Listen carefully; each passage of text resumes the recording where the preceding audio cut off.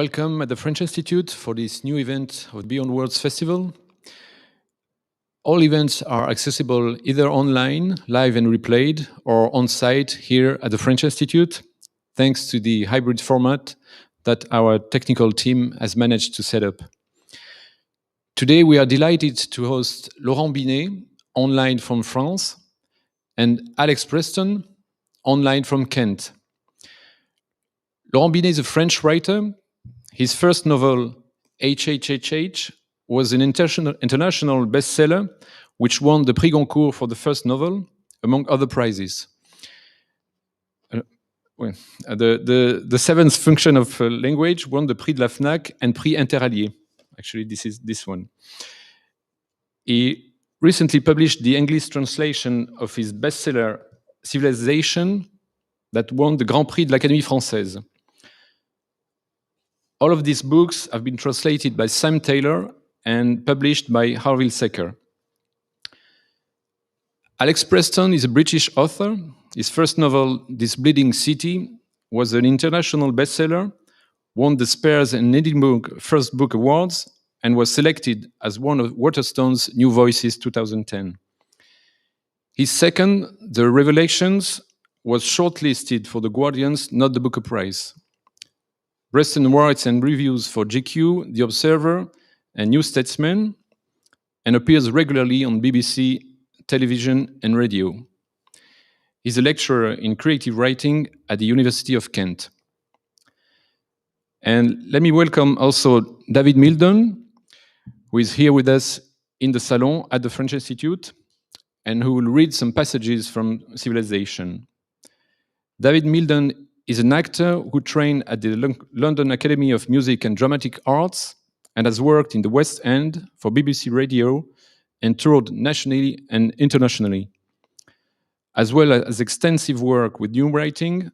Classical professional roles include Romeo and Hamlet.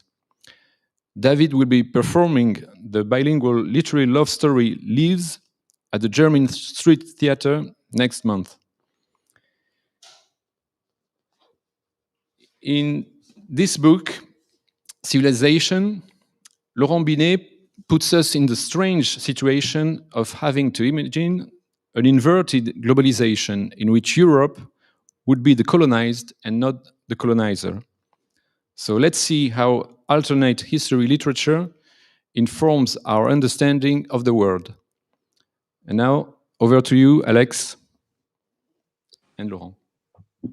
Thank you very much, Matthias. And I was just remembering with great fondness the last time Laurent and I met in person, which was at the Institut Français, where we were talking about the seventh function of language, his previous novel, and what a lovely place it is, and how sad I think we both are that we can't be there tonight. But this is the next best thing, and what a pleasure it is to talk about this wonderful, wonderful book. Occasionally you feel like a book has been kind of written for you. It just gave me such pleasure, and I found it so kind of endlessly fascinating. Laurent, maybe we can start by you telling us how this book came about, how you suddenly turned yourself into a kind of South American magic realist alternate fiction writer. Well, thank you, Alex, and I'm glad to speak to you, to speak with you again for this new book, Civilisations. It came up, as always, it came up just by chance because I was invited in the book fair in Lima, and I really didn't know much about Incas, about the conquest, about conquistadors, and so I went there and I discovered both the pre-Columbian culture. I visited museums there, and also the amazing story, the epic story of Pizarro conquering the whole Incas empire with less than 200 men. And it was so I came back to France. And I kept searching infos about all that story, and I found a book by Jared Diamond, which is named Guns, Germs, and Steel, I think. And in the book, he was asking this question: why is it that Pizarro went to America, catching, making Atahualpa a prisoner, and not the opposite, Atahualpa coming to Spain, making Charles V a prisoner? And once I read that sentence, I had my book. You know, I mean, I thought, yes, why not? I will try to tell that story. And so it's really stepping into a tradition of counterfactual novels, alternative histories. And one of the things that always strikes me about the alternative history is that it's a very kind of mechanical thing, whereby you have to make decisions about what you change, about what you keep the same. You have to be constantly aware of the butterfly effect. So seeing if you change this in history, what does that do to the present moment of your novel? Can you just talk us through what feels to, you know, it feels reading it that it's all very natural, but I imagine that took a huge amount of work. Yes, you're right. I mean, many people, they believe that when they asked me about that alternate history, they believe that, how is it that they were asking me, how do you feel that you have such a freedom? But in fact, it was not working that way at all. You know, you need to know perfectly what you are talking about, which means history.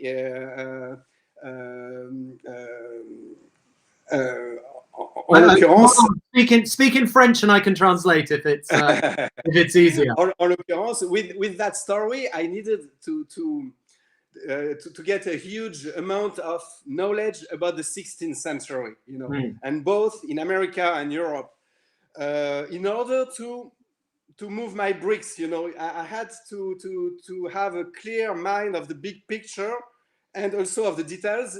So if I move a brick of the building, then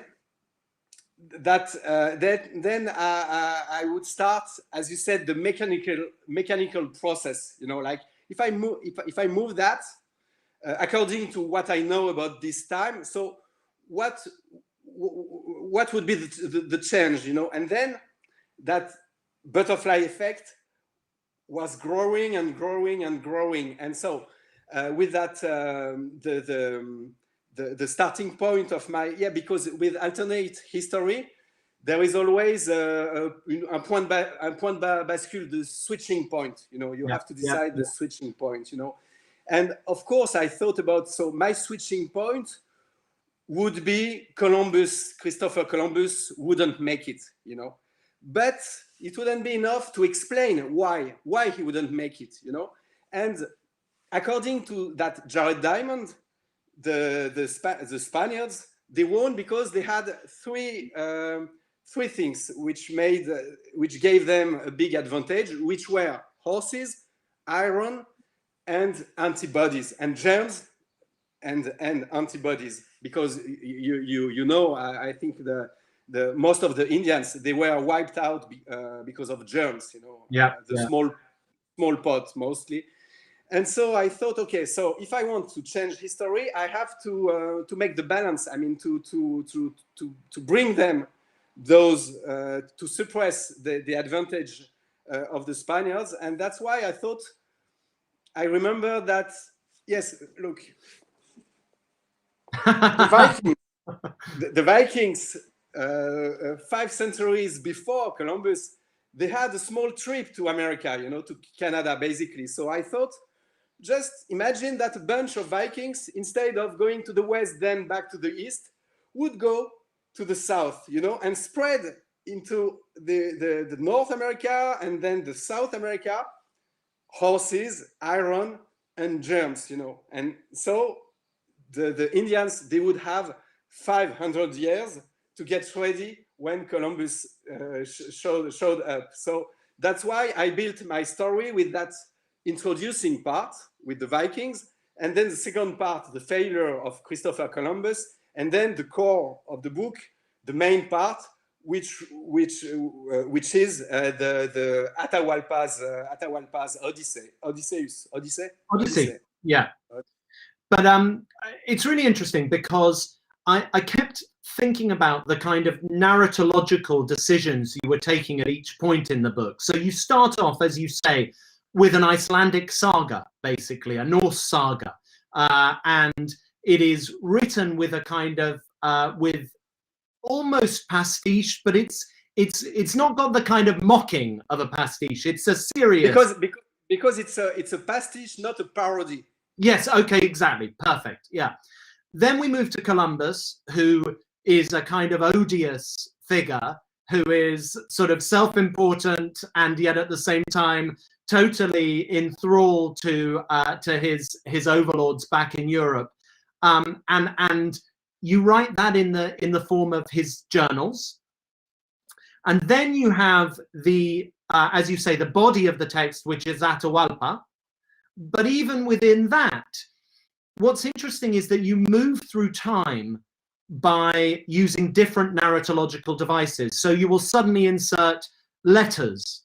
You will have letters from Erasmus. You will have all sorts of little ways of moving the reader through time without giving us the usual boring and then, and then, and then. And then you finish with Cervantes. And I just wondered if you could talk us through, firstly, I guess, why did you decide to finish with Cervantes? Why finish there? But also this idea of how to deal with a book that spans almost a millennium in terms of time, that you go through so much time. How do you make sure that the reader is still there reading page to page? Well, I don't know. I mean, I always believe that if I am interested by the story, if I am interested by what I'm writing, somebody else will be. So it's always a bet, you know. But I just have to trust myself, you know. And if I'm the only one interested by that story built in my head, well, that's too bad. But hopefully, you know, I always make the bet that there should be someone else interested by it. But so about the style, maybe I can answer first about the different styles. The pleasure of any historical novel or movies, you know, it's like you feel that as the audience, as an audience, you know, as the reader or the viewer, you jump into the times, into that time, you know. And I think the best way to feel immersed, deep immersed, is through the language, through the style, you know. Like, of course, if I want you to feel in the Vikings world, I will show you some dracars or some boats or some weapons or like, but the most efficient way, I think, is through the style, you know. And even if you don't know, if you haven't read Icelandic sagas, you know, that was the way they were telling their own stories. And so you will recognize, even if you don't know, you will recognize something connected with the Vikings. So and also, of course, it was, as for a writer, it was challenging, you know. It was a challenge, and so I wanted to try. But it feels really fun as well. It feels like, you know, it's such a lovely way to begin a book, that it's got a very playful edge, but as you say, not parodic. It's not making fun of it. It's saying, listen, isn't it great when you go into something and kind of the reader is on your side when you're going into this? Yeah. Well, I mean, you use the right word, I think, which is playful. You know, I chose that title, Civilisations, because of the video game Civilization. You know, because I conceived all the book as a strategic game. You know, and the game was, how do you do to conquer a whole empire with 200 men, you know?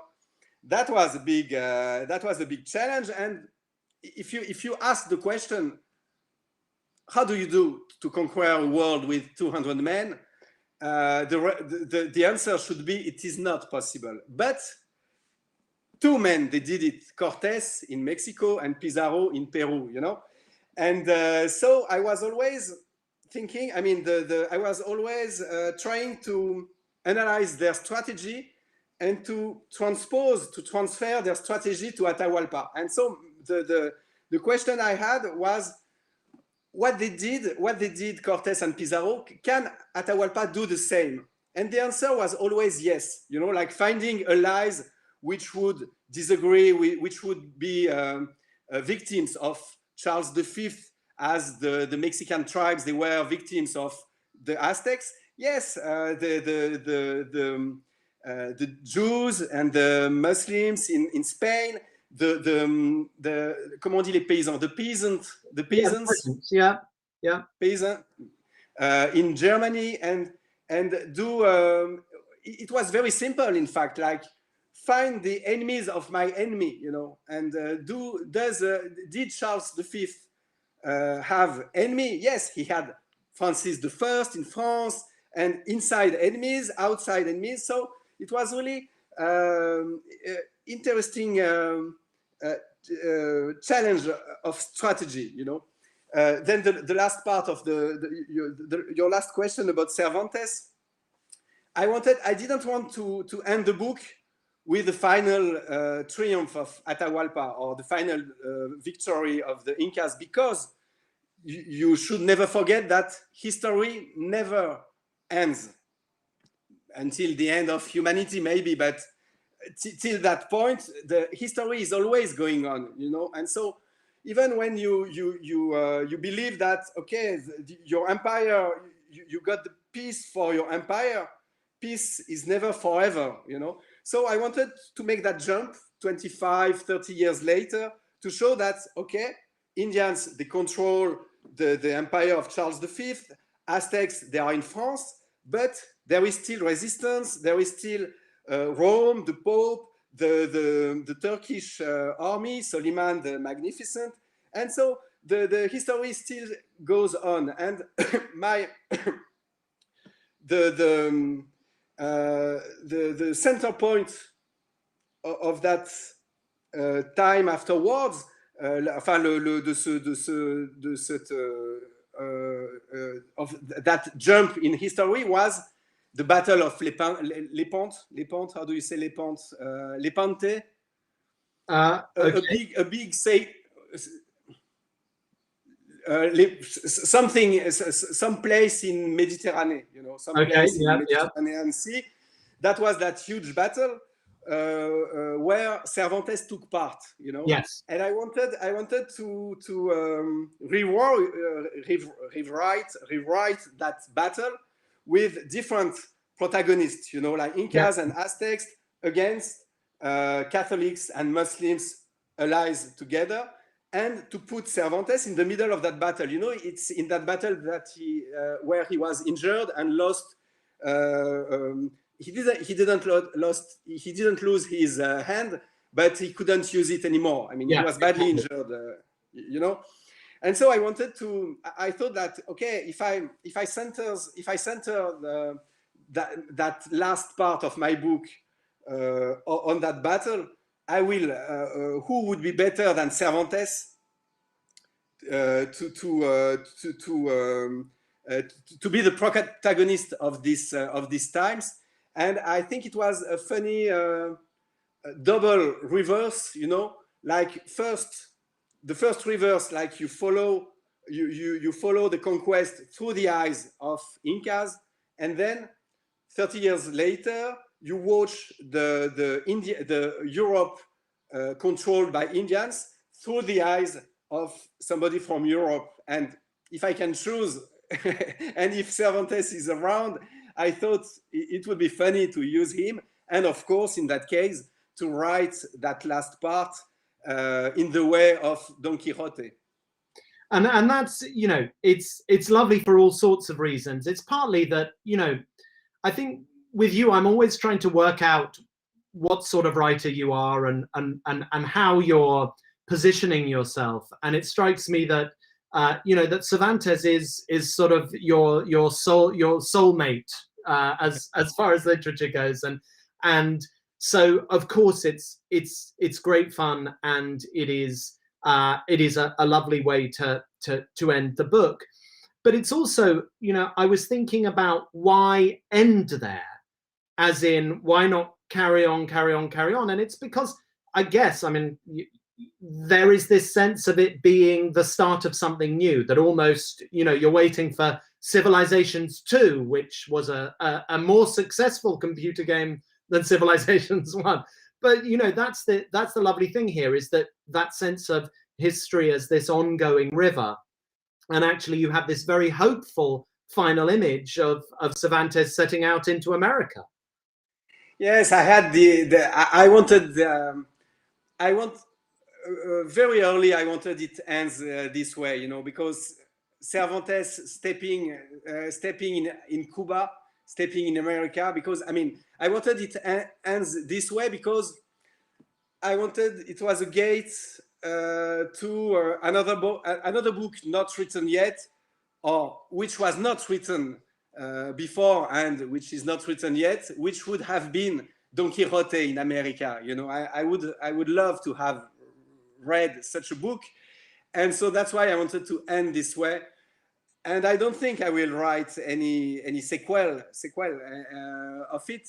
You never say never, but I don't think so. But I would love somebody would continue and would write that book. So yeah, I wanted that end. For me, it was the best open fin ouverte, the best open ending. Yeah, open ending I could dream of. Now I wanted to because as you know, Alex, the best books are always those who haven't been written. Yes, every word you write is a step away from perfection, said Iris Murdoch. It's true. Now listen, the title of this talk today is Europe, a political fiction, and I want to start thinking about some of the things that you're doing in this book that are and it's so interesting you talking about the computer game Civilisations, because surely that it's a great kind of metaphor for what politicians are doing. But maybe we can start off by talking about the way you get us to engage with our own history as Europeans, and with the way that we have assumptions about Incas, which is that they are these brutal, child sacrificing, incredibly violent people from his. What you do so nicely is to show Atahualpa arriving in Europe and being astonished by the violence and brutality, both of things like the Spanish Inquisition, but also the kind of structural brutality of a system that subjugates so many and elevates so few. Yeah, well, sure. This is the this is the way Montaigne or Montesquieu did, watching our own society with foreign eyes, which is always very, I think, stimulating for the how do you say, thoughtful. Ça donne à penser, It gives you a new perspective on things. Yeah, exactly. A different perspective to question your own world, and to question what is obvious for you because you are born in there, So I think, the change of perspective. I was interested by that change, the change of the point of view, and after Montaigne, because there is a sentence of Montaigne I used in my book, saying by Atahualpa, but Montaigne was remembering that some Indian from Brazil came to France at some time, and he was surprised, he was astonished by the fact that there were very poor people and very rich people, and he didn't understand why the poor people, they didn't just grab the rich and kill them, you know. What was, it perfectly matched with the Incas society, because Incas, they were not, you know, I mean, they were not the good guys, and it's not about good guys and bad guys, but they had a very interesting social system, you know, with a kind of welfare state, which made that the people, they had to take care of the weak, you know, orphans, old people, sick people, and also even it was a very strict monarchy, you know, I mean, very pyramidal monarchy. Yeah. But the Inca, the king of the king of Incas, he had to always to organize and distribute lands, you know, and to give some part of the lands to people who need it, and to take back from people who didn't need it anymore because they were the population was. So it was a very interesting system. And so it made sense to make him very surprised by inequalities, you know. And of course, I mean, as European, I mean, it's not only in Europe, but I mean, as sons of capitalism, as we are now, I think it was very, very field of reflection, you know, this way, like, because Atahualpa was not a son of capitalism, you know, he came from such a different system. And if you think about it, in the 16th century, I was really fascinated. I don't, once again, I don't say that they are perfect, and I don't idealize Incas, but that social and economic system, I think it was fascinating 400 years before socialism, you know. And socialism, I mean, I'm aware that socialism, they have their own problems, you know, but still, I mean, I think that it was interesting to show that, I mean, to think that if Atahualpa won, if my story became true, we would live in a very, very different world. And not only because of religion, not only because of customs, but also because of that very important point, which is the economic system, you know. So that's why, yeah, that was very... well, you said it. I mean, the change of perspective was very thoughtful. You know, thoughtful. Well, I mean, maybe we don't reflect on the things that are contiguous to our own culture. So, you know, we rub up against a world which emerged so much from the violence of that era that we don't interrogate it in the same way that we would interrogate something that's foreign to us. So, I mean, you're absolutely right. It gives you new eyes and a new perspective on something, and kind of horrifies you in doing that. Laurent, I wanted at this point to give the viewers and our brave audience who are there in the Institut Français in person a little taster of the book, and we're really lucky to have David Mildon here, who not only reads it beautifully in English but also in French. But maybe, do you want to just very quickly introduce the passage that David is about to read? Yes, well, so as far as I remember, I think this is when the generals of Atahualpa, they are in Salamanca. Atahualpa and his group, they are in Salamanca, and the army of Charles V shows up, I think. So they are outside of the town, and the generals of Atahualpa, they come to visit his camp, as Pizarro did, actually. I mean, most of my scenes, they come from the story of the conquest of Pizarro or Cortés. So this is the visit of the Atahualpa's generals to the camp of Charles V. I hope I'm correct. Okay, lovely. Take it away, David. Une trentaine de cavaliers étaient en route. Une rivière leur barrait le passage qu'ils franchirent à gué. Puis le camp leur apparut. De grandes tentes couvraient la plaine. Leur venue avait-elle été annoncée? Des soldats en culottes bouffantes s'écartèrent pour leur ouvrir le passage.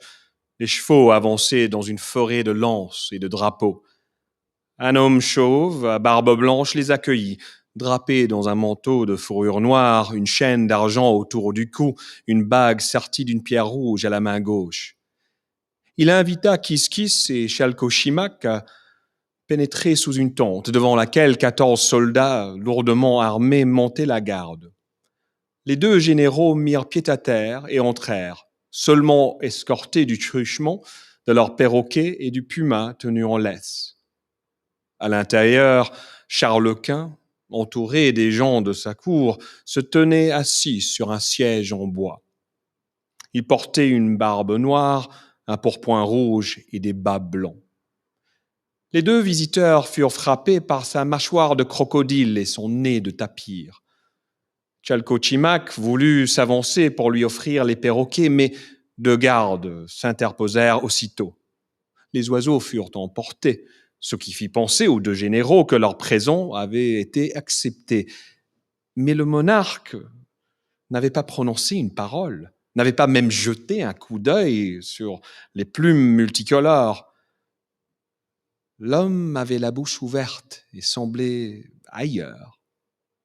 À ses pieds était couché un long chien blanc qu'il caressait machinalement. Le silence se prolongea, troublé uniquement par le feulement du puma, auquel le chien répondait par un grognement sourd, et ce fut l'unique dialogue pendant un long moment. Les 2 généraux attendaient, debout, incertains. Enfin, sur un signe de l'empereur, on leur tendit à chacun une coupe d'aka, trop claire que seul Chalcochimac accepta.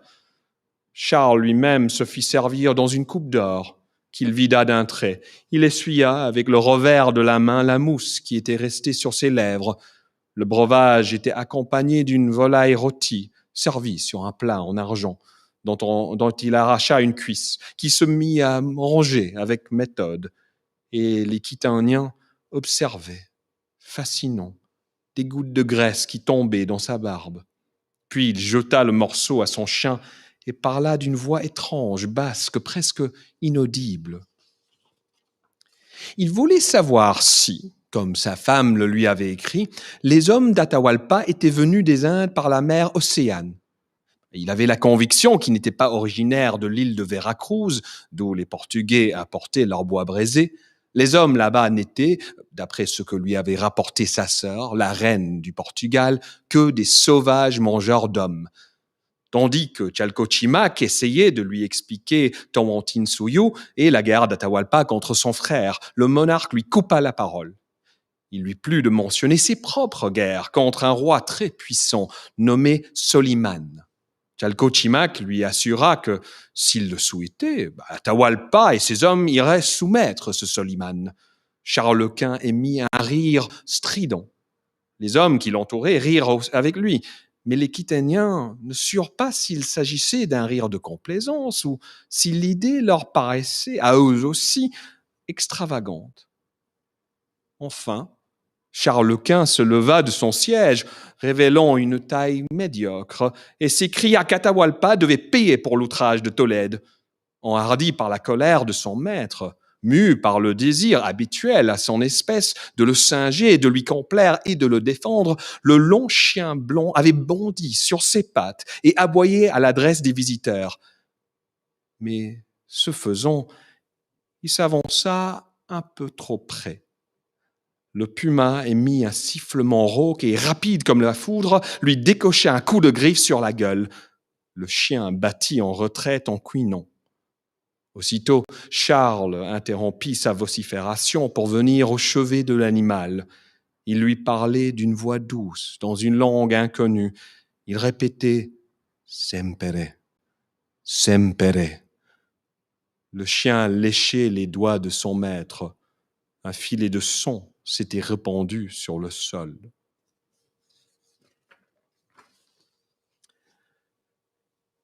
There were about 30 horsemen on the road. A river barred their way, so they forded it. Then the camp appeared. Large tents covered the plain. Were they expected? Soldiers in breeches stepped aside to let them through. The horses advanced into a forest of lances and flags. They were taken to see a bald man with a white beard, draped in a black fur coat, a silver chain around his neck, a ring set with a right stone on his left hand. He invited Kiz and Chalco-Chimac to enter a tent guarded by 14 heavily armed soldiers. The two generals dismounted and walked inside, escorted only by their translator, their parrots, and the puma on a leash. Inside the tent, Charles-Quint, surrounded by courtiers, sat on a wooden chair. He had a black beard, a red doublet, and white stockings. The two visitors were struck by his crocodile jaw and his tapir nose. Chalco-Chimac tried to step forward to give him the parrots, but two guards immediately blocked his path. The birds were taken away, which made the two generals think that their gift had been accepted. But the monarch had still not uttered a word, hadn't even glanced at the multicolored feathers. The man sat with his mouth open and seemed lost in his thoughts. At his feet lay a long white dog, which he stroked mechanically. The silence lengthened, broken only by the yowls of the puma. The dog responded with a faint growl, and for a long time this was the only dialogue. The two generals stood uncertainly, waiting. At last, the emperor gave a signal, and the Quitonians were handed a cup of too pale acca that only Chalco-Chimac accepted. Charles himself was served in a gold cup, which he drained in a single swallow. He wiped the foam from his lips with the back of his hand. The drink was accompanied by a roasted chicken served on a silver platter. The king tore a thigh off the bird and began gnawing methodically at it. The Quitonians watched, fascinated as grease dripped into his beard. Then he tossed the half-eaten meat to his dog and spoke in a strange voice, so quiet it was almost inaudible. He wanted to know if, as his wife had told him in her letters, Atahualpa's men had come from the Indies across the ocean sea. He felt certain that they were not from the island of Veracruz, where the Portuguese got their wood from, because, according to his sister, the Queen of Portugal, the men there were just cannibals and savages. While Chalco-Chimac was trying to explain Tawantinsuyu and the war between Atahualpa and his brother, the monarch cut him off. He wanted to talk about his own wars against a very powerful foe named Suleiman. Chalco-Chimac assured him that, if he wished it, Atahualpa and his men would go east and subdue this Suleiman. Charles-Quint gave a high-pitched laugh. The men around him laughed too, but the Quitonians couldn't tell whether their laughter was indulgent or whether they too thought the idea extravagant. At last, Charles-Quint stood up from his chair. They saw that he was only of middling height, and yelled that Atahualpa must pay for the outrage in Toledo. Emboldened by its master's anger and moved by the desire, characteristic of its species, to ape, please, and defend him, the long white animal jumped to its feet and barked at the visitors. But in doing so, it came a little too close. The puma gave a deep hiss and, quick as lightning, clawed the dog's muzzle. The dog whined and backed away. Instantly, Charles stopped bellowing and knelt down next to the animal. He spoke to it in a soft voice in an unknown language. He repeated, "Sempre, sempre."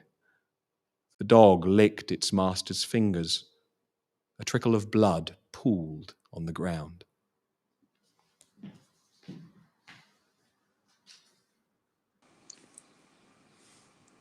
That's really lovely. What a pleasure to have it in both languages. Just such a treat there. I want to thank David. I mean, it was wonderful reading. He's so great, isn't he? We're going to turn to audience questions before too long, but there were just a couple of other things that I wanted to bring up before we do. The first is that, you know, it does something to the way we think about the present to view the past in such enormous swathes that you give us here, these huge stretches of history, and that at a certain distance, everything seems absurd. And particularly, for instance, religion, which is one of the themes that comes out of this. I wondered if that was something that occurred to you before you wrote, or that kind of came out as you did it? Because, of course, again, we think of religion as being fundamental to the Inca way of life, with the sun god, etc. They come to Europe and they simply can't understand what a central part religion takes in the lives of so many of the inhabitants there. Well, I think it's been a long time that I believe that religions watched from outside, they look very strange, to say it in a polite way, but they always, I mean, from outside, religion looks ridiculous. This is what I believe, you know, like, because once you don't buy it, you know, once you don't buy that God, then everything looks very strange. Or sometimes it can be exotic or poetic, but well, I mean, the least I can say is exotic, you know, exotic. And yeah, I mean, it was very interesting to remember. I mean, to remember what I didn't know at that time, that with the Inquisition, I mean, you could be burnt because you had cooked with olive oil and not with grease, pork grease, you know. Yeah. So you say, whoa, that was a hell of a time. And because, so, I mean, the explanation is because it would show that you are still a Jewish and you didn't convert yourself as a Catholics, because Jews, they were expelled from Spain in 1492. Well, but still, I mean, that olive oil and pork grease issue was a bit harsh, you know. And so, well, I think religions, they may have played their role to link humans together a long time ago, but for a very long time, they are just dividing and not linking people, you know. So that's why that was a kind of, I mean, I didn't force history. I mean, I didn't force the story to show it, but I have to confess that was a kind of statement I had in that book, you know. And I think it was, yeah, I mean, it was a good way. I mean, yeah, I didn't have to exaggerate to show it as it is, you know. Something made of superstitions and strange beliefs and cruelty, you know. So, and once again, I mean, the Incas,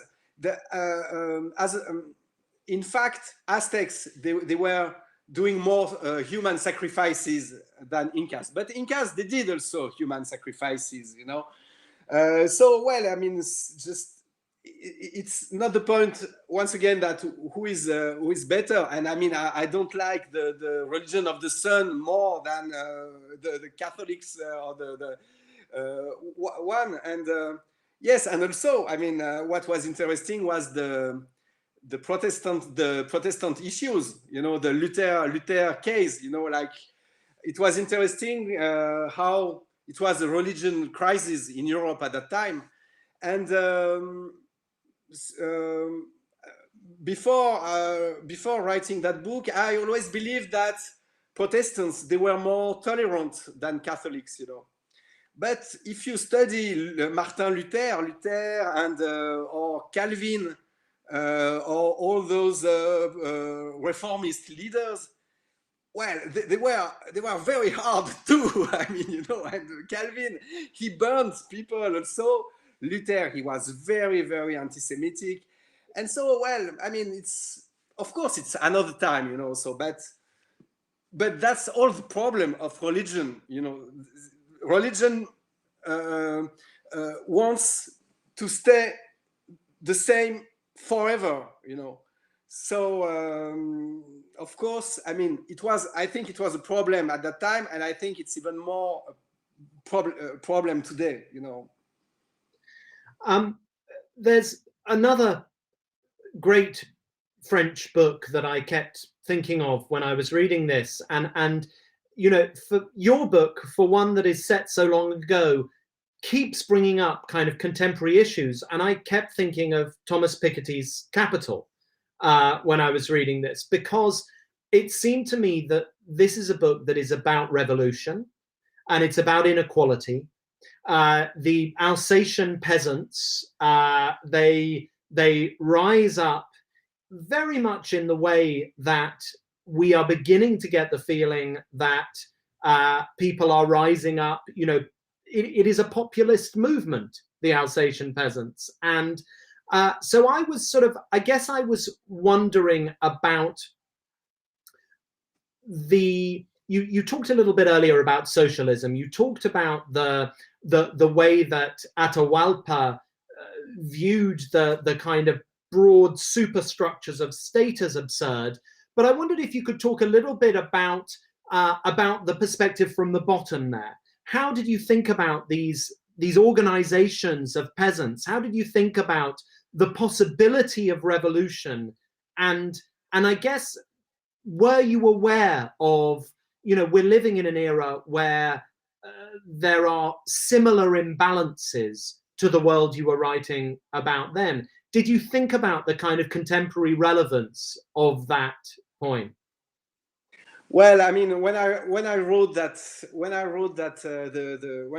book, it was before the Gilets jaunes, for instance, you know. But I understood that there will be something with Éric Vuillard. Just after this, which I hope people will tune into at 8 o'clock. That's very exciting. And he made the connection, you know, with his book, The War of the Poor. War of the Poor, exactly. Brilliant book. War of the Poor. And he's telling the story of that peasants' war. How do you call it in English? I didn't Peasants' revolt. Peasants' revolt, yeah. And of course, he connected it to the Gilets jaunes. And of course, it's the same process at some point. When inequalities are growing, are getting so big, then there is a rise of revolts or sometimes revolution. So, but I didn't have to think about it because anyway, I mean, history does the job, you know, like there is always connection. You can speak about whatever you want about the ancient Rome, any period of history. You will find connections. And, you know, I mean, like all my story starts with the question of germs, you know, and disease with the Vikings, you know, and the Indians, you know.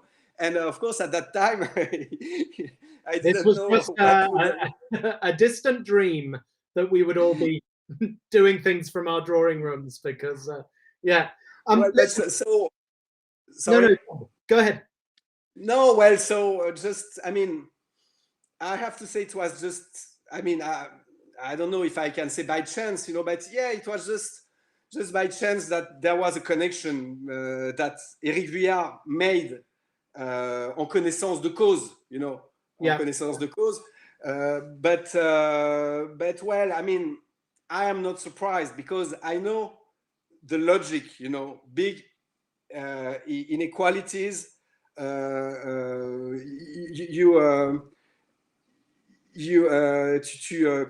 on dit, sorry, you get what tu as que tu sèmes, you know, you reap what you sow. You reap what you sow. Yeah. So the same causes, same cause, same consequence, you know. Yeah. Logic. Listen, I just wondered if there were any questions from the audience at this point. I have, you know, this is such an extraordinary book that I feel like I've got a million questions that I could ask, but maybe we could turn things over to the audience and see if there are any questions there. An empty stage. I was just wondering the amount of research. Can you hear me okay? Yeah. Yeah, I was wondering the amount of research you had to do to produce this book, and I'm interested to know what's the creation process of your novel. Did you do all your research first and then write the novel, or did you do some research, started to write the novel, amend it, research further, and so on? Thank you. Yes, Yes, well, I've got the feedback. No, okay. It was a work in progress. So I had my plan. I had my 4 parts, but it was very immersive. You know, when I was writing the Vikings part, I was reading a lot of everything about Vikings and the sagas, the Icelandic sagas. With few other, I mean, I was always a bit one step beyond. So I was really reading tons of documentation about Vikings, but already reading about other subjects, you know. But I remember that when I was in Spain, for instance, when Atahualpa was in Spain, you know, and so all the Spanish part, I was reading everything about Inquisition, and I remember that I was thinking, "Wow, that's big."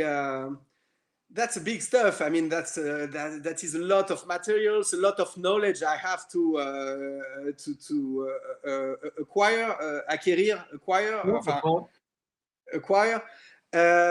And at some point, I remember I was a bit discouraged because I thought, okay, what I do now with Inquisition, reading all those books, I will have to do the same with the Protestantism, you know, with the reformed religion, and with Martin Luther and things like that.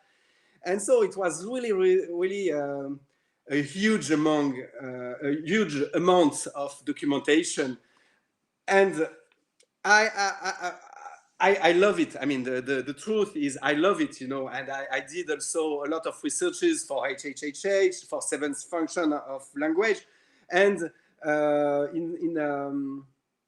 in a way, the seventh function of language, it was very, very difficult, because very complicated, because all those philosophers, but it was circled or circumscrit, you know, restrained, contained into a short time, you know. This one, it was, you know, worldwide, America, Europe, and for 500 years, so it was huge dans tous les sens du terme, you know. So I felt sometimes a bit overwhelmed. Like I learned about the Incas culture, I learned about the Vikings, I learned about then the Aztecs come, and so it was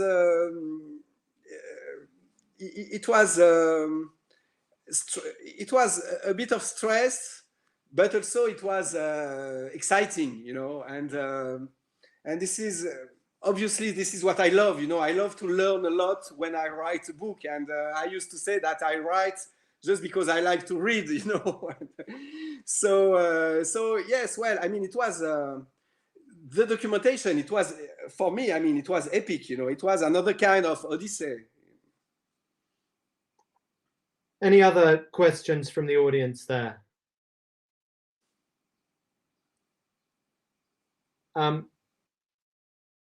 If not, then I wanted to ask a final question before we close, Laurent, which is that your 3 books so far that have been translated into English are very, very different.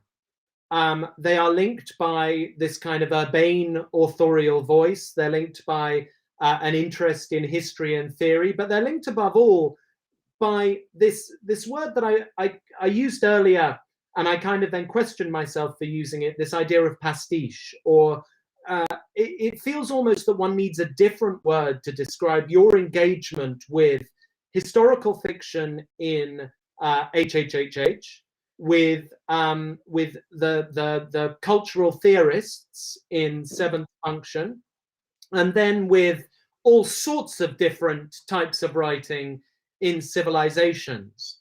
I was trying to think whom I would compare you to as a writer. And I think, you know, Umberto Eco seems like a kind of interesting one. Calvino, again, I hope to find somebody other than an Italian to compare you to. But I wondered if you know, one doesn't really think about oneself as an author with a kind of body of work. I find, like, I don't think about what links my books. I just write what interests me. But I wonder if you think about yourself and where you would kind of position yourself on the literary map. Well, I don't know. I mean, I don't want to compare myself to such big names. But, well, I think this is an old theory I have. You've got two kind of artists. Those who dig always the same hole, you know, basically writing the same book for their entire life, you know, which is not a critic at all, because when I tell you that, I think about Proust, for instance, you know, like, yeah, or even like Ishiguro, who says, I'm writing the same book again and again and again. Now, his books seem very different. Yeah, of course, but you see what I mean. There is a continuum with Proust, you know, like or Balzac, you know, from one book to another. It's like it's there is a continuity. Yep. Can I? Yeah. Continuity? So there is the Proust way, digging always the same way, the same road, and there is the Kubrick's way, you know, like changing the genre at every movie, you know, like what's the common point? Can I say common point? Un point commun, or the similarity, Yeah. What's similar between Shining and Full Metal Jacket and Eyes Wide Shut, and so it's very every movie was completely different, you know, like the war movie, the horror movie, the movie from a novel by Schnitzler, you know, so the 2001, l'Odyssée de l'espace, the space Odyssey, you know, it's like sci-fi horror movie, and so he was always switching from different worlds, you know, from different genre and different worlds. And I think I don't compare myself to anyone, you know, but I think I'm from that team, from that family, you know, the Kubrick's team, not the Proust team, you know. Yeah. So this is I mean, this is the way I see it. And in that vein, can you tell us anything about your next project? Well, maybe my next book will be different again, I hope, but it will be a bit of a mix of the seven function and civilizations, you know. So I guess it doesn't help you to have a very clear picture of what it will look like, but maybe neither do I, actually. So, but well, we will see. It will be again about history, but well, what I can tell you is it should be a detective story in the past. Yeah, well, I can tell you that. Fantastic. For now. Well, Roberto Bolaño said that all novels are detective stories, so that gives you a broad palette. Laurent, it is always such a pleasure to speak to you, and thank you so much for your time. I just can't recommend this novel enough. It's one of those, you read it and then you immediately want to give it to everyone you know. It's just a joyful thing. I'd also like to thank David Mildon for reading so beautifully. It's just, again, it really brings the book to life. I wanted to thank the Institut Français.